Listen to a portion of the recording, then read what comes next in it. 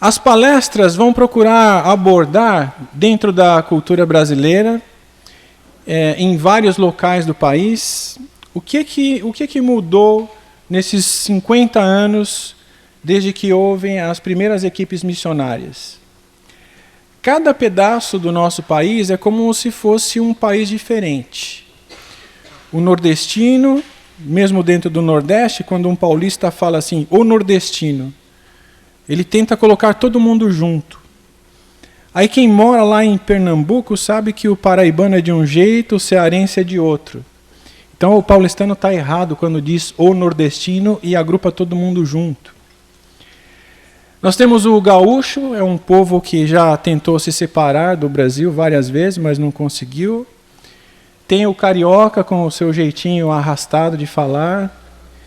Tem o paulista, o paulistano apressadinho, e o paulista do interior, é totalmente diferente, não é?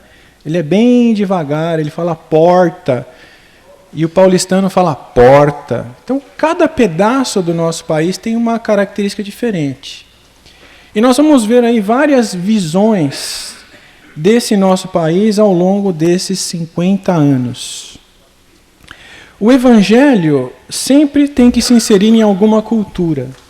Ele nasceu na cultura de Jesus. Jesus é uma cultura judaica, uma cultura semita muito antiga.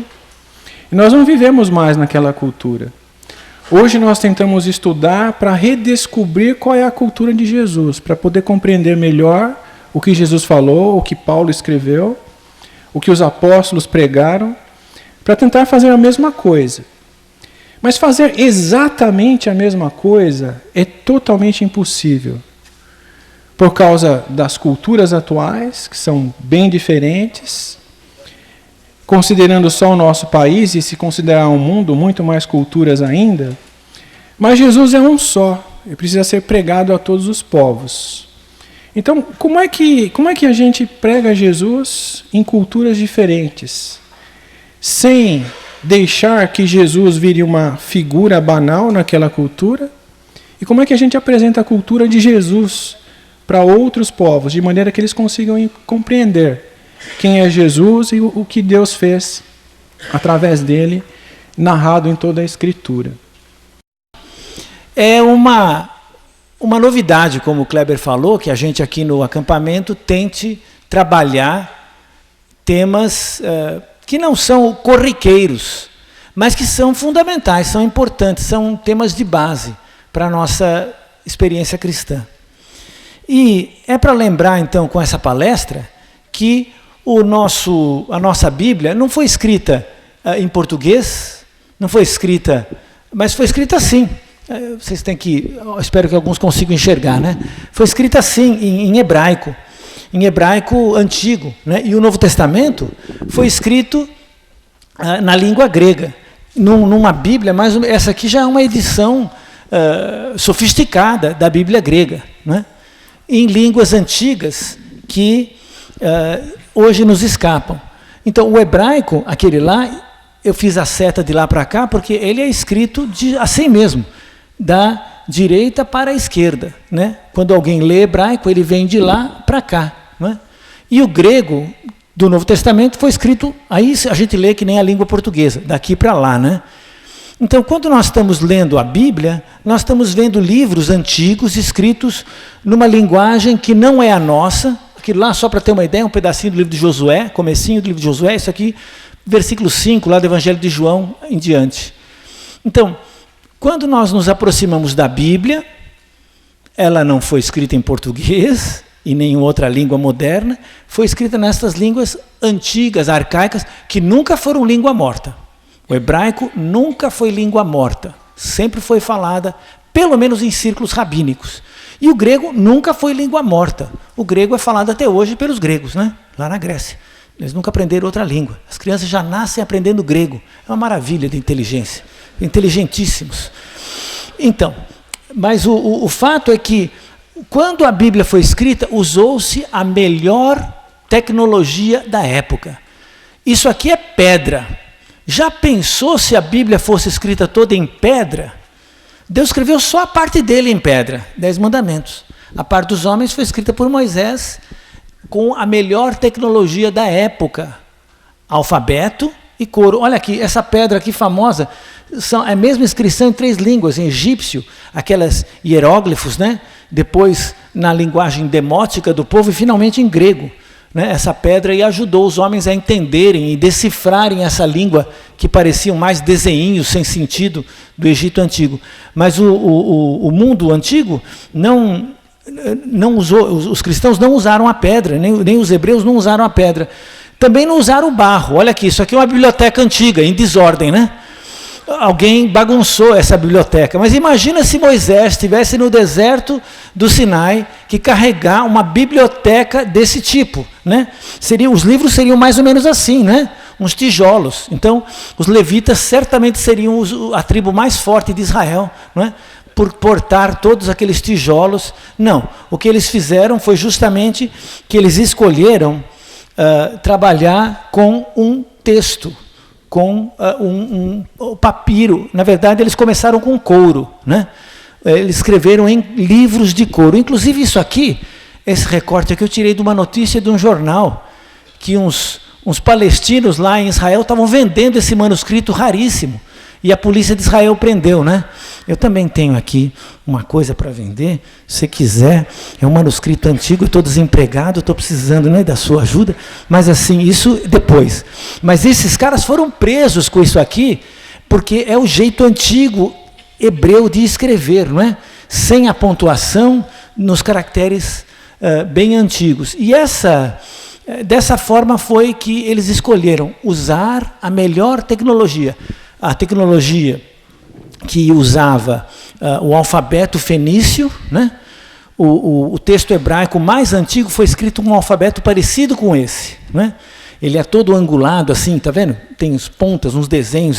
Até hoje o Pentateuco dos samaritanos, que são brigados com os judeus, usa esses caracteres mais arcaicos como a forma de escrever. Mas os judeus, mais ou menos no tempo de Esdras, parece que foram para uns caracteres, essa aqui já é de máquina, né? Mas os caracteres chamados quadrados, se você prestar atenção, olha, cada letra quase cabe num quadrado, não é? Esses caracteres quadrados, chamados Ashurit, eles aprenderam lá no tempo do exílio da Babilônia, e dizem as más línguas que o Esdras colocou a Bíblia nesse formato até para ficar diferente da Bíblia dos samaritanos, né? Não sei, aí também a fofoca corre desde o tempo antigo, né? Uma coisa muito séria. Mas o caso é que as Bíblias de Israel ficaram com esses caracteres. E os samaritanos continuam até hoje com o Pentateuco deles, o Pentateuco são os 5 primeiros livros da Bíblia, com aqueles caracteres antigos que são os fenícios. Então, esse desenvolvimento fez com que eles escrevessem, então, a sua Bíblia desse jeito. Isso aqui está sempre assim, mal feito, né? Porque sempre fotografia de manuscrito antigo, né? Lógico que as Bíblias modernas são todas bem feitinhas, mas isso aqui é um texto muito antigo. Mais tarde, perceba que ele ganhou uma série de pontinhos que os eruditos judeus, desde o ano 600 depois de Cristo, até mais ou menos o ano 1000 depois de Cristo, chamados massoretas, tradução disso seria os preservadores da tradição, eles puseram esses pontos todos para que não se perdesse a pronúncia das palavras. Essas palavras hebraicas aqui, elas são escritas só com consoantes, né? É como se você escrevesse o seu nome, tira todas as vogais, A, I, O, tira tudo, fica só com as consoantes. Como é que você vai lembrar como falar o seu nome? Você lembra, né? Você lembra quais as vogais para pôr. Como eles estavam esquecendo, então esses massoretas inventaram um sistema. Houve, na verdade, 3 sistemas que foram inventados, mas no fim predominou um sistema de pôr pontos abaixo, acima ou caber no meio. No meio das letras. Nunca mexa com o texto. O hebreu não mexe com o texto. O texto é sagrado, não pode mexer numa letra. Não, é mais fácil o céu e a terra passarem do que mexer num iod, numa letrinha pequena, né, da lei. Então, eles não mexem no texto, mas eles mexem embaixo, em cima e do lado, né? No texto, não. E aí eles vocalizaram, colocaram vogais nesse texto antigo. Então você vê que a história do texto hebraico é uma história de pessoas usando alta tecnologia de preservação da palavra. É por isso que nós temos problema com a palavra Jeová, não é? Jeová. A palavra hebraica são essas 4 letras. É um Y, é um H, é um W e é um H. Aí o pessoal fala, põe essa vogal aqui que seria um Ezinho, esse ponto aqui que é um O, e isso aqui que seria um A. E ele lê Jeová. Mas está errado, Jeová não é nada. Os hebreus fizeram um truque. Eles pegaram as vogais da palavra Adonai, que significa Senhor, meu Senhor, e puseram na palavra Yahvé. Para quê? Para ninguém ler o nome de Deus. Se lesse, lia errado. Que nem fizeram, né? Então, Jeová não é o nome de Deus. Quem leu, esqueceu que os hebreus tinham tanto respeito por esse nome, que quando escreveram no texto massorético as vogais do nome, não colocaram as vogais verdadeiras, colocaram as vogais falsas. Para então, o leitor que vem lendo e não presta atenção, na hora de ler, lê errado. Mas hoje, quando você estuda com judeus, cadê o Edson Luiz? Cadê você, Edson Luiz? Você está por aí, está lá no fundo. O Edson Luiz está estudando com judeus, eles não falam Yahweh de jeito nenhum, né? Não falam. Os professores de hebraico dizem, quando você estiver lendo o hebraico e chegou a palavra que é o nome de Deus, fale Adonai, não fale Yahweh. Né?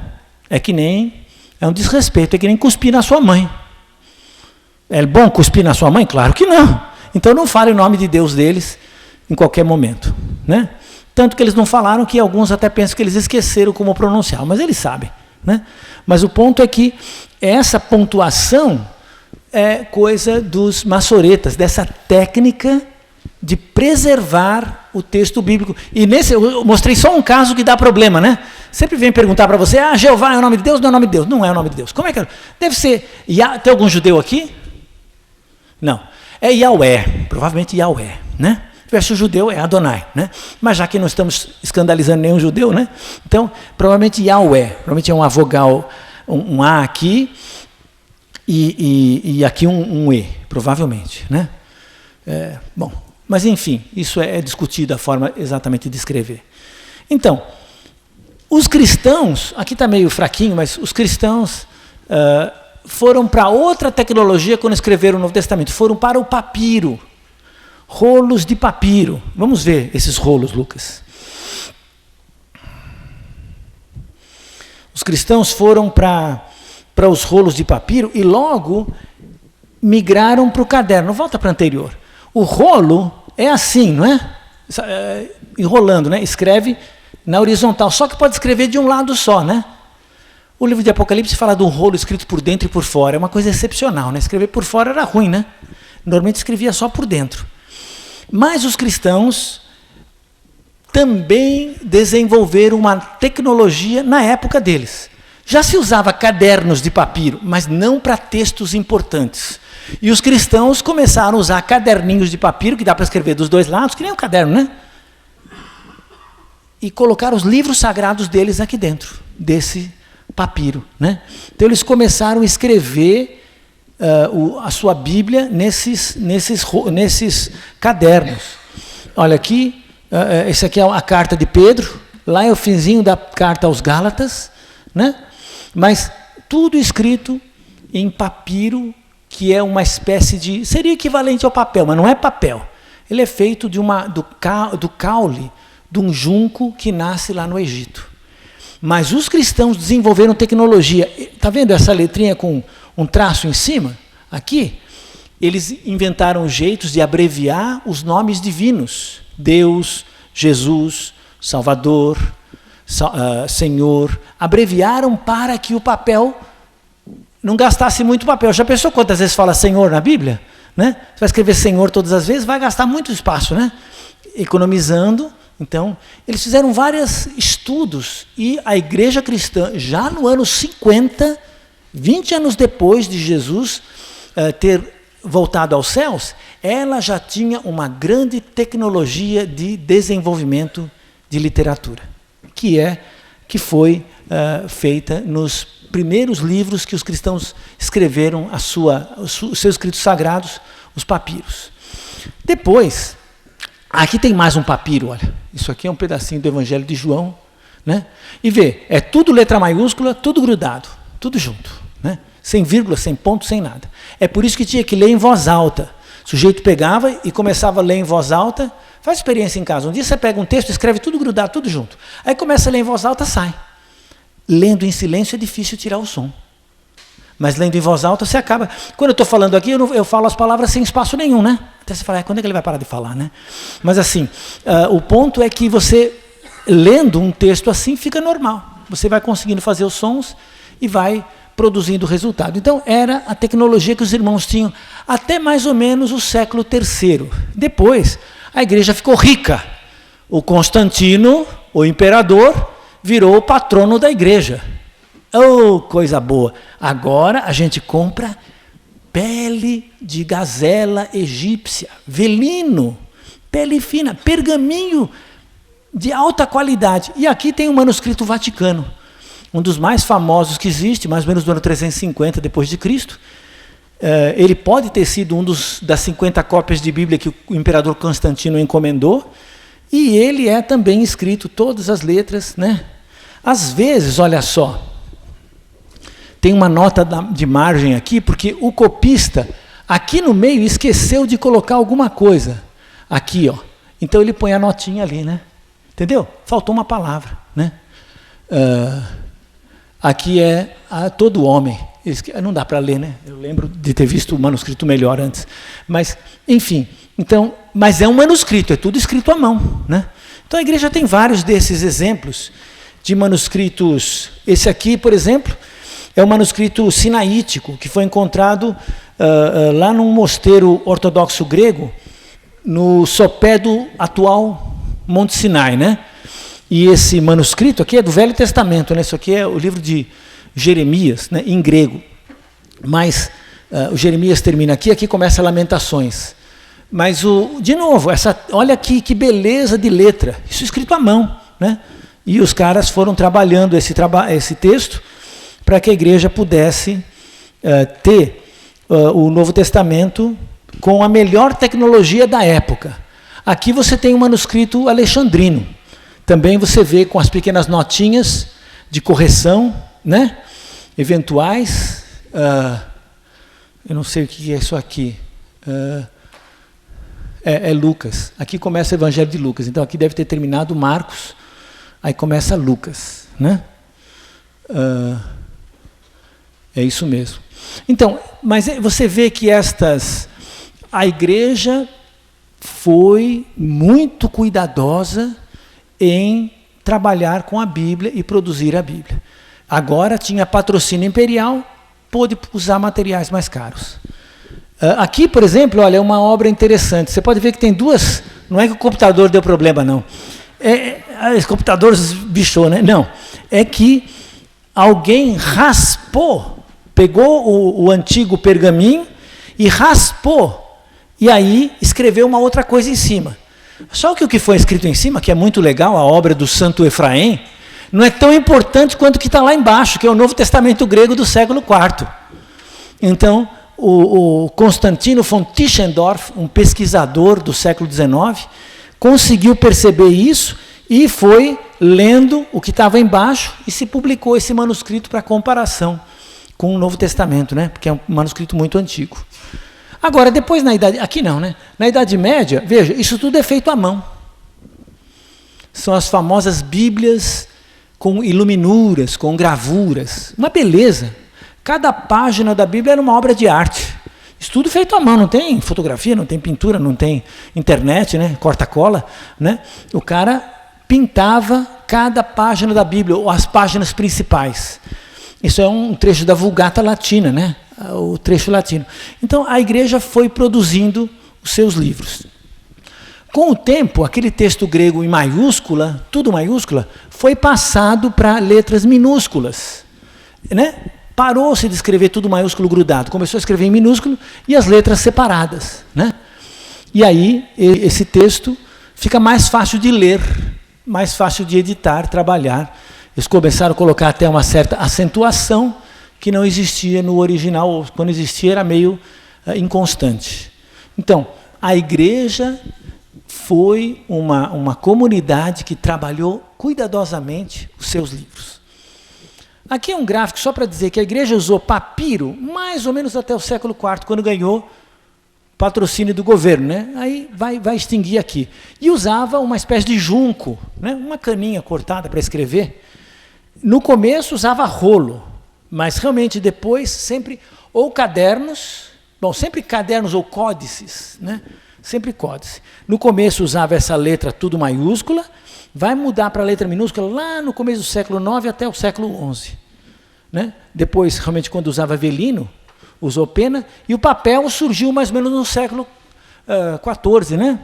Então, 1350 começou o papel, aí eu parei em 1500 ali, né? Porque foi quando foi inventada a imprensa, 1450, a imprensa, e aí saímos da fase dos manuscritos e entramos para a fase da Bíblia impressa. O primeiro livro impresso no mundo foi uma Bíblia. Né? E esse desenvolvimento todo foi desenvolvimento de tecnologias. A igreja estava sempre desenvolvendo o que de melhor tinha para o reino de Deus. Né? Também, juntamente com isso, havia a questão da tradução da Bíblia. O Antigo Testamento recebeu sua primeira tradução entre o século III a.C. e até a época de Cristo, a chamada Septuaginta. Septuaginta é uma palavra que significa, em latim, 70, porque tem uma lenda que dizia que foram 70 os tradutores que fizeram um trabalho separadamente e quando foi colocado junto era igualzinho. Já pensou 70 sujeitos traduzirem igual? É só inspirado por Deus. Né? E justamente era isso que eles queriam transmitir, que essa tradução era inspirada por Deus. Então, o Velho Testamento todo estava concluído mais ou menos na época de Esdras, não é? Mas a Septuaginta foi traduzida no Egito entre os judeus, pelos judeus que falavam grego e precisavam da Bíblia na linguagem comum daquela época. O Império Grego dominava o mundo antigo, culturalmente.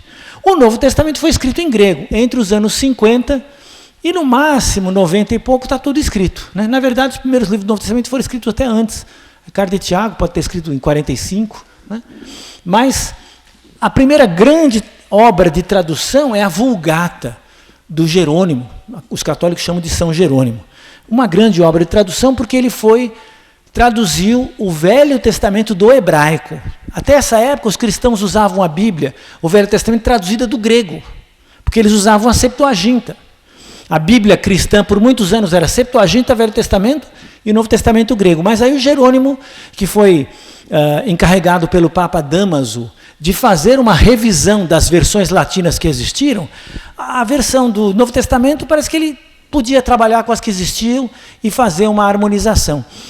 O Velho Testamento ele viu que o hebraico estava muito diferente da Septuaginta, então ele foi à Judéia, aprendeu o hebraico com os judeus e lá na Judéia traduziu o Velho Testamento com a ajuda de alguns hebreus do hebraico para o grego, para o latim, desculpe, do hebraico para o latim.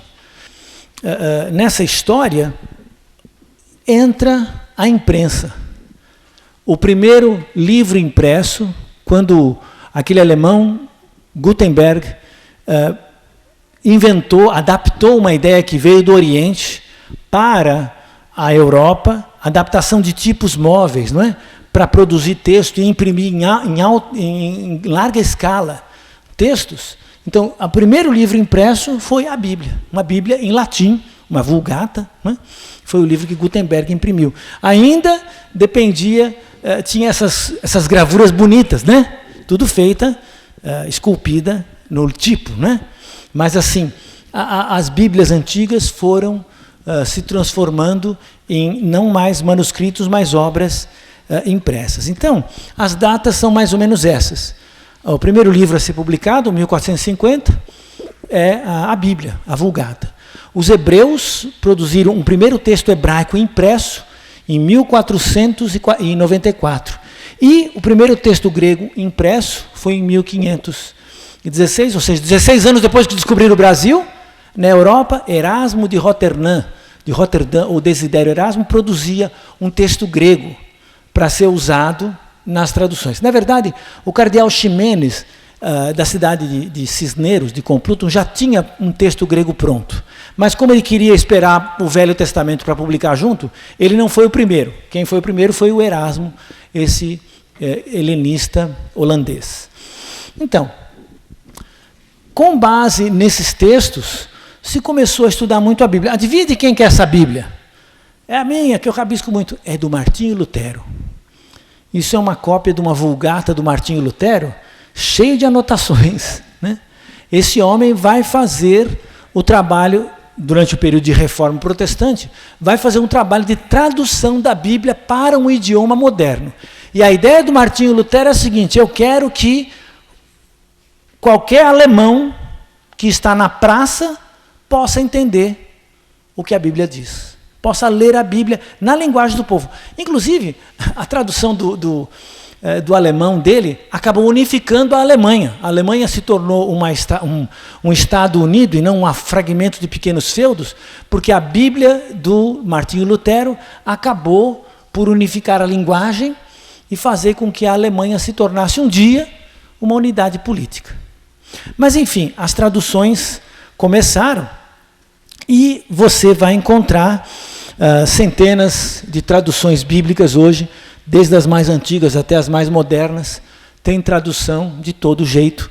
E o objetivo do cristão é esse, é ir aos originais.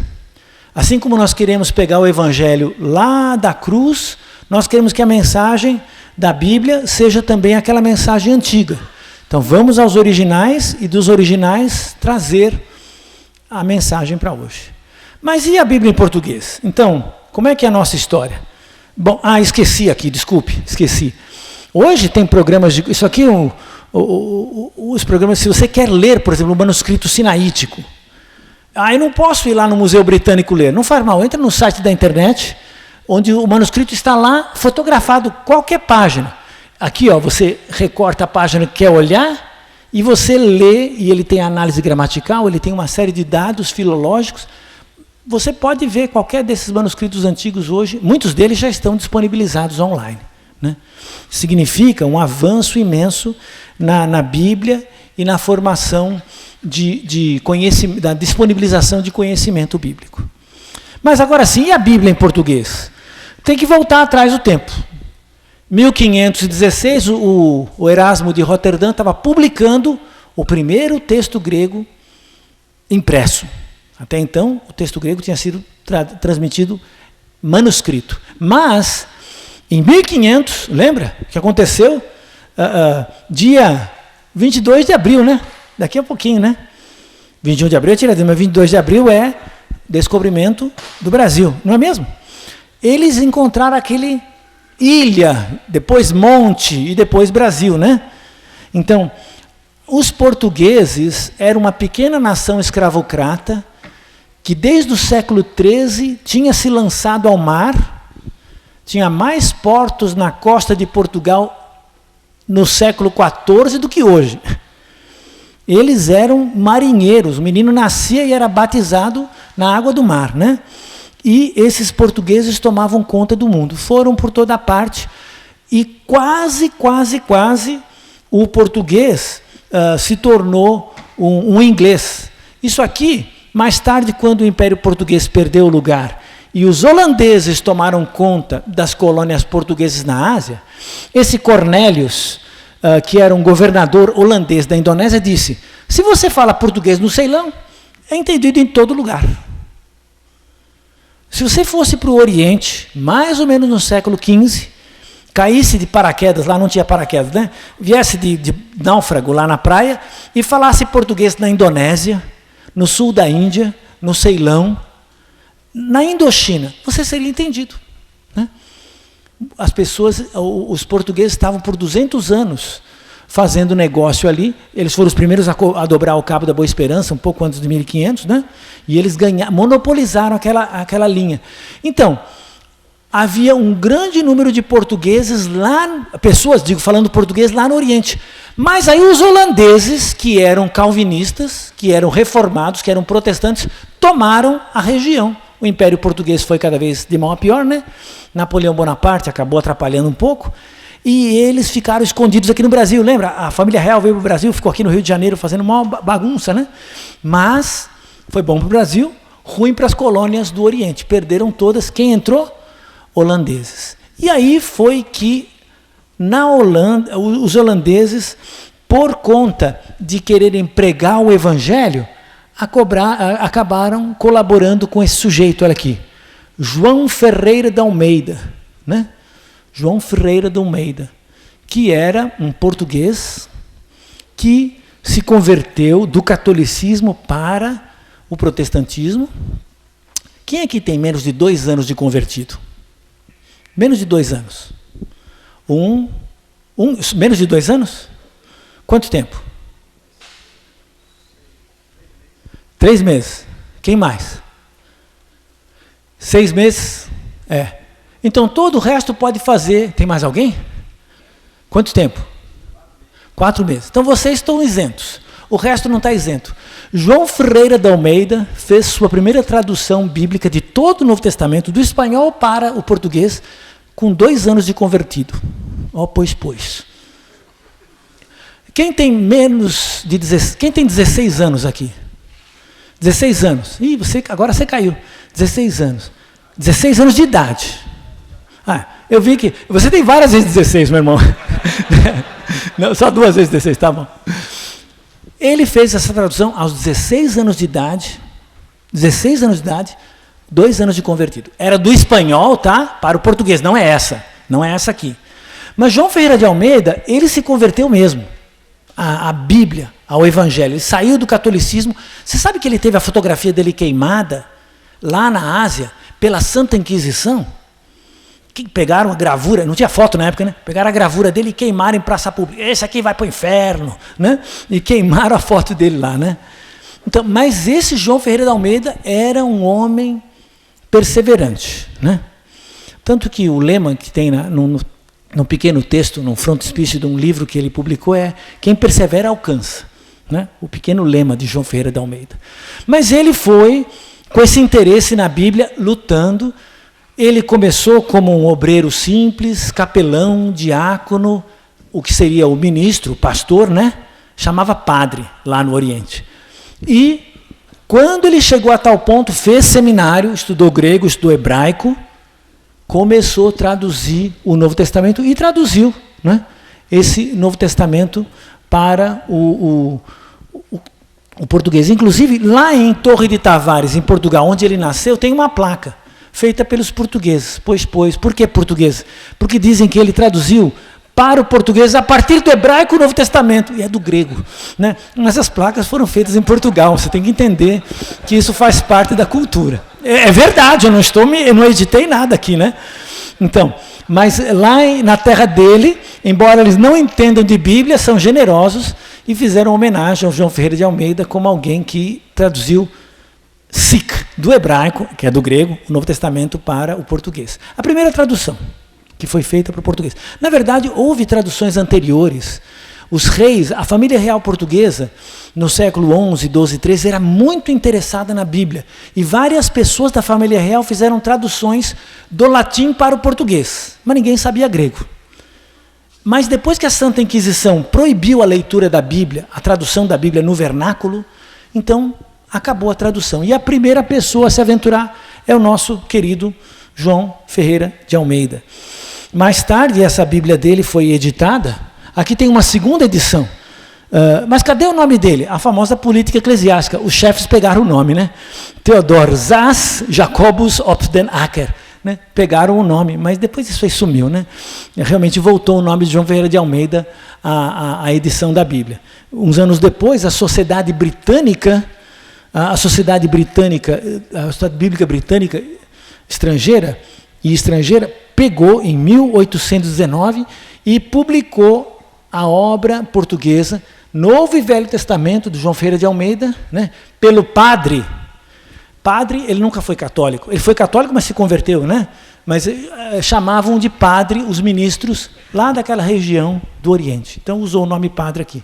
Mas, na verdade, o João Ferreira de Almeida, ele traduziu todo o Novo Testamento, lutou a vida inteira para rever, para corrigir, porque o pessoal, os holandeses com os quais ele trabalhava, eram muito intrometidos e mexeram no texto várias vezes, ele tinha que remexer, enfim, aquela coisa que a gente conhece, né? Um faz, 5 fazem, dão palpite, né? Já foi reunião administrativa? É assim, né? Um quer fazer, os outros estão dizendo como é que não faz, né? Então, João Ferreira de Almeida tinha que enfrentar as regiões administrativas dele, já existia.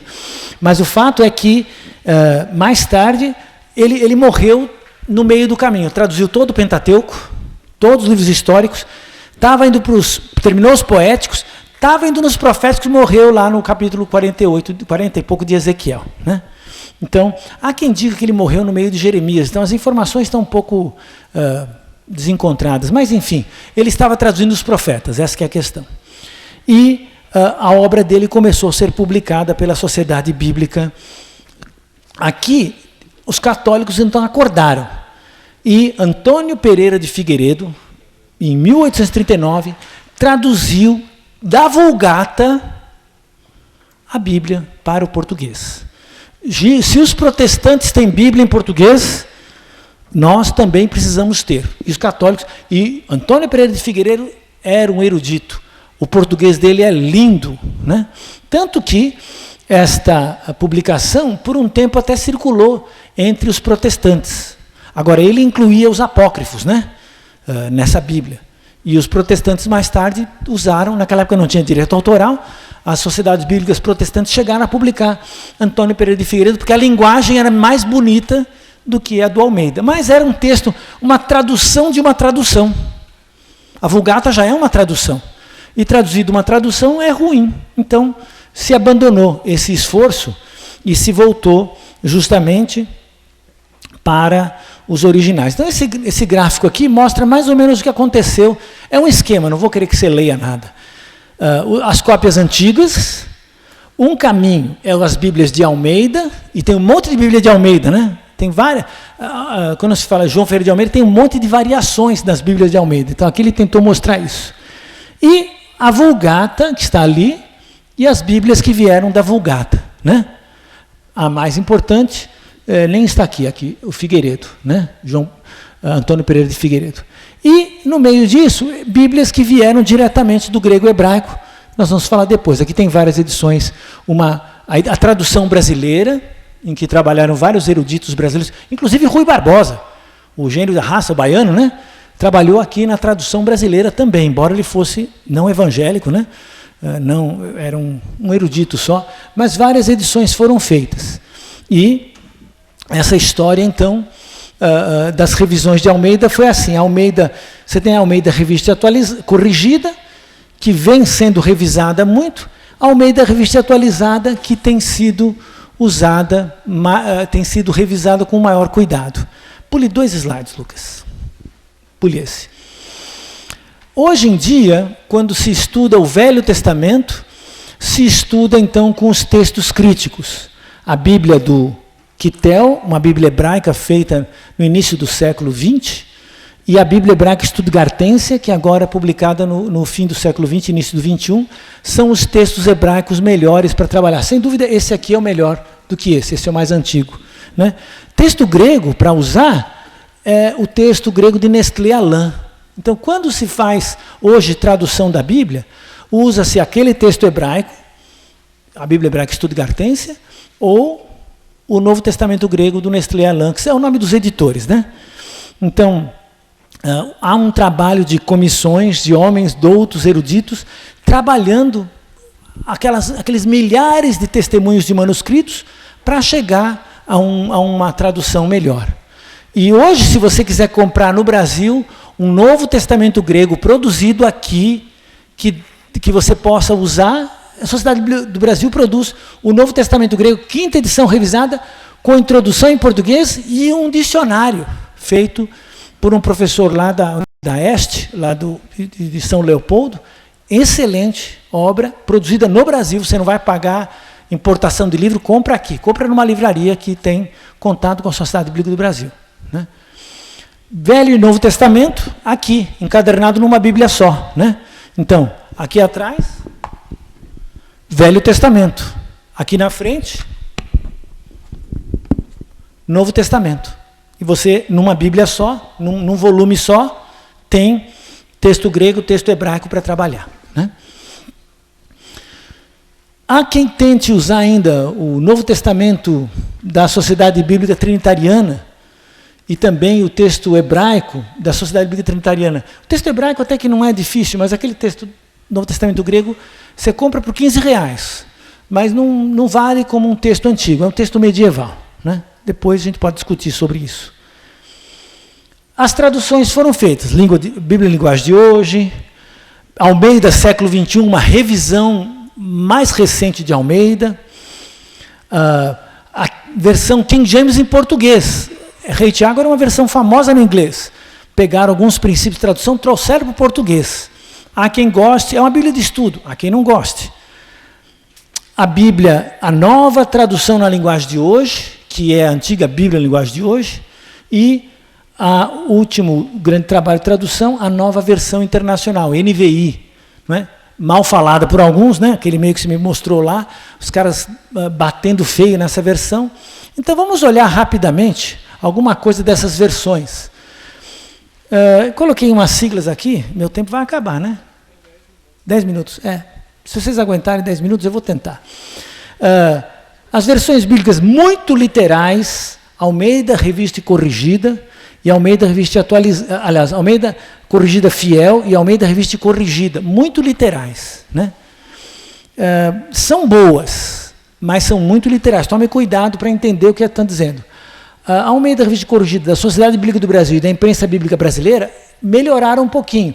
Na verdade, a Almeida Revista e Corrigida tem várias diferentes, viu? Não é uma coisa só. Cada editora tem a sua. Agora, Mato Soares, Antônio Pereira de Figueiredo, são literais, mas são do latim, não interessa. Né? Agora, linguagem razoavelmente literal, Almeida Revista Atualizada. Eu acho uma boa Bíblia para estudar. A Almeida Edição Contemporânea, o Almeida Edição Revisada dos Batistas, ainda puxa um pouquinho para a literalidade. Bíblia de Jerusalém, um esforço católico. Né? O texto foi traduzido por biblistas brasileiros, as notas vêm do original francês, mas uma boa tradução de estudo, embora meio liberal, algumas vezes toma liberdades com o texto. E a Bíblia Editora Vozes é conservadora, meio católica. A tradução ecumênica da Bíblia é interessante, ela fica no meio do caminho, ela é erudita, mas não cai nem para os arcaísmos e nem muito para a modernidade. Um equilíbrio bom entre o literal e o atual é o NVI. O NVI é mais conservador aqui, a NIV, o original inglês. A original inglesa é muito mais arrojada nas decisões exegéticas. A NVI foi feita no Brasil, usando princípios da NVI americana, mas não é tradução de tradução. Eu conheço os caras que traduziram a NVI, todo mundo ali nasceu falando grego, quase. Então, e hebraico, são muito bons. A edição pastoral é boa, mas é muito voltada para a teologia da libertação. A tradução da CNBB e a Bíblia do Peregrino também são traduções católicas com uma linguagem atualizada. E também a versão interconfessional. Agora, linguagem popular está lá, a Bíblia em linguagem de hoje, que não existe mais. A herdeira dela, nova tradução na linguagem de hoje. A versão fácil de ler, que era da editora Vida Cristã, agora é difícil conseguir. Quem tem aquele Novo Testamento tem, quem não tem, não tem mais. Né? E a Bíblia Viva, que é uma paráfrase, na verdade. Então, dentro desse espectro, é onde você pode trabalhar as traduções da Bíblia. O que eu posso usar na escritura, no ensino, na pregação. Então, olha só o problema de tradução muito literal. Em Gênesis 34:30, quando o Levi e... Acho que Levi e Rubem, quem que matou os siquenitas? Foi Levi e Rubem, né? Quando mataram os siquenitas, os irmãos da Diná, o Jacó fala, vocês me fizeram cheirar mal aqui para o pessoal. O que é cheirar mal? É uma coisa muito literal. O sentido técnico, o sentido verdadeiro é vocês atraíram o ódio dos inimigos aqui. Em Levítico 18 fala, não descobrirás a nudez, não descobrirás a nudez, não descobrirás a nudez. O sentido disso é, não se envolva sexualmente, senão você não pode ir no vestiário masculino, né? Porque vai descobrir a nudez de todos que estão lá, né? Mas não é esse sentido de ver alguém pelado. Eu descobrir a nudez, literalmente, significa envolver sexualmente, né? Em 1 Reis 14, também lá, mata, vai morrer todo mundo que urina na parede. Ah, não, eu só urino no banheiro, né? Não, mas os que urinam na parede significam os homens, né? Às vezes Davi falou para Abigail, eu ia lá na casa do Nabal, ia matar todo mundo que urina na parede. Eu não urino na parede, não. Não, quer dizer, todos os homens. Então, a coisa literal atrapalha. Precisa do sentido, né? Deus fala, no livro de Amós, eu vou deixar vocês de dentes limpos. Fala, Deus é dentista. Não, dente limpo quer dizer de estômago vazio, né? Então, precisa entender o sentido. Então, eu queria falar isso, que tradução muito, muito literal não ajuda. Às vezes ajuda, às vezes não ajuda. Então, é preciso olhar as traduções. Então, olha aqui, tradução, tropeção. No princípio, era a palavra, e a palavra estava com Deus, a palavra era Deus com minúscula. No princípio era a palavra, e a palavra estava com Deus, e a palavra era um Deus. Está vendo um aqui? Os testemunhos de Jeová tropeçaram aí, né? Então, isso não é tradução, isso é tropeção. Eu uso muito pouco essa versão. Na verdade, eu não recomendo que ninguém use. É que nem ter lá no seu mantimento um pote de veneno sem rótulo, né? Você não sabe o que é tempero? Melhor não usar, deixa fora, né? Quando tem uma mesa bamba assim, aí você pode usar essa Bíblia lá dos Testemunhos de Jeová, né? Mas para outras coisas não vale a pena. Olha aqui essa tradução. Tiago, capítulo 5, versículo 13. Extrema unção, está na Bíblia. Está alguém triste, algum de vós? Faça oração. Está alegre? Cante salmos. Está alguém entre vós enfermo? Chame os sacerdotes da igreja. Eu não sabia que tinha isso. Nem eu, né? E nem Tiago. Isso aqui é a ideia do Mato Soares, né? Nesse Mato Soares. Porque esse sujeito não fez uma tradução do original. Ele catou em algum lugar, né? Então, não existe essa palavra sacerdotes lá, né? A palavra lá é anciãos, né? Os presbíteros, se você quiser não traduzir, quiser uma transliteração. Mas essa tradução é só tradição. Oi? O título não estava lá, né? O título não estava. Extrema unção é uma extrema invenção. Então, tradução trapalhação. No sábado à noite, nós nos reunimos com os irmãos para partir pão. Roberto Brecher, esse sujeito é hippie teimoso, né? Esse sujeito fez uma Bíblia em linguagem simples. E aí ele põe uma nota de rodapé. Sábado à noite significa domingo, porque lá na Grécia estavam contando o tempo que nem os judeus. Não entendo como, né? Não entendo como. Por que lá entrou de um porto grego, estavam usando... E ele diz aqui que no dia seguinte Paulo ia seguir viagem. Se o dia seguinte era o dia... se esse dia aqui era o sábado à noite, o dia seguinte é que era o domingo, né? Então não é. Devia ter posto aqui no domingo à noite... no primeiro dia da semana, mas isso aqui é uma cegueira. O sujeito, em vez de traduzir, atrapalha. Se a linguagem é simples, usa a palavra simples. Usou a palavra mais complicada possível. Tradução, tensão. Aqui eu peguei olha só os títulos. Jesus reintegra os marginalizados. Jesus liberta pela raiz. Jesus provoca ruptura. Jesus rejeita a hipocrisia social. Anseio por um mundo novo. A lei de Jesus é salvar o homem. É teologia da libertação nos títulos. A versão, a Bíblia pastoral, tem forte ênfase da teologia da libertação. Não é má em si mesmo, mas ninguém precisa ler a Bíblia com um óculos escuro, né? Com uma cor só. Então ele vai enfatizar, vai criar uma tensão na sua tradução. O próximo, Lucas. Truculência. Obedeçam seus líderes e submetam-se à autoridade deles. A palavra autoridade não existe no original. Essa aqui é minha queridíssima NVI, viu? Não existe no original. Inclusive a palavra líderes é uma palavra mal usada. Não existe esse conceito no mundo antigo, nem no Velho, nem no Novo Testamento. Obedeceis vossos pastores. Pastores, é o mesmo texto. Não tem a palavra pastores lá, a palavra é os que estão guiando. É um particípio do verbo guiar. Mas imagina se os pastores que usam a versão revista e corrigida querem uma versão que não fale isso. Me obedeça aí, menino, eu sou seu pastor. Né? Então, essa coisa é um problema. Virou, não é tradição, é o uso da violência, do poder. Aquilo justamente que Jesus nunca fez. Nunca vi Jesus ameaçando ninguém com, aqui rapaz, sou filho de Deus, hein? Né? Então, nunca vi Jesus usar a carteirinha. Traição. Atendei por vós e por todo o rebanho, sobre o qual o Espírito Santo vos constituiu bispo. Isso aqui é minha querida Almeida, revista atualizada, minha Bíblia predileta. Não é sobre, é entre. Sabe que é um dos poucos lugares em que a preposição grega en é traduzida sobre. Por quê?